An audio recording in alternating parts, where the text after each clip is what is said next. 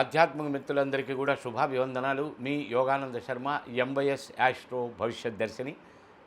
చక్కగా ఈ ఛానల్ని సబ్స్క్రైబ్ చేయండి. మంచి మంచి విషయాలతో మీ ముందుకు వస్తాను. నవరత్నములలో ఈరోజు రెండవ రత్నము చంద్రగ్రహ భగవానుడికి సంబంధించబడిన ముత్యం. ఈ ముత్యము అనబడేటువంటిది ఇవాళ 99% ముత్యాలన్నీ కూడా వంట ముత్యాలే, అంటే తయారు చేయటం.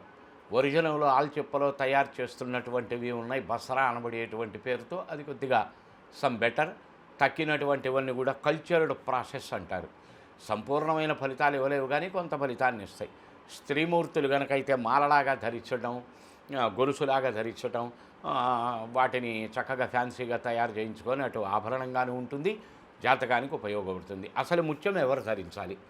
చంద్రమా మనసో జాతః అని మనక్లేశములు ఉన్నవాళ్ళు, మానసిక జాడ్యములు ఉన్నటువంటి వాళ్ళు, మానసిక ప్రశాంతత లేనటువంటి వాళ్ళు, శరీరంలో హిమోగ్లోబిన్ యొక్క ప్రాబ్లమ్స్ కలిగినటువంటి వారు, రక్తము శుద్ధి కానటువంటి లక్షణములు కలిగిన వారు. ఎప్పుడైతే శరీరంలో పర్టికులర్గా రక్తం శుద్ధి కాబడదో అప్పుడు కిడ్నీస్ ప్రాబ్లమ్స్ అనబడేటువంటి ఏర్పడతాయి. నెమ్ముతత్వ సంబంధమైన, శ్లేష్మ సంబంధమైన, కఫ సంబంధమైనటువంటి వ్యాధులకు.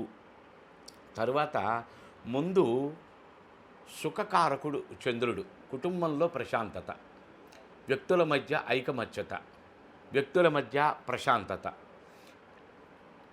ఎద్దటి వ్యక్తితో మనకు ఉండేటువంటి అనుబంధం, స్నేహం కావచ్చు, ప్రేమ కావచ్చు, ఆప్యాయత కావచ్చు, అనురాగం కావచ్చు, కుటుంబ వ్యక్తుల మధ్య ఉండవలసిన నైతిక బాధ్యతలు కావచ్చు, కుటుంబంలో పాటించవలసిన నైతిక విలువలు కావచ్చు.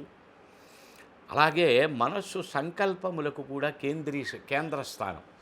తీసుకునే నిర్ణయములు, చేసే ఆలోచన, వేసే ప్రణాళికలు, నడిచే నడత, ఇందులో ఉన్నటువంటి లోపతాపములన్నింటినీ కూడా సరిచేసి చాలా చక్కటి మంచి ఫలితములను కలగజేసేటువంటి దాంట్లో ఈ ముత్యం ఒకటి.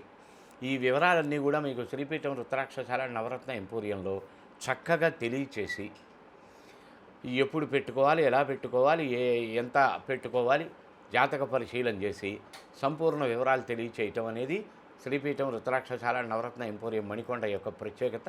కన్సల్ట్ చేయండి కావలసినటువంటి వారు. జై గురుదత్త.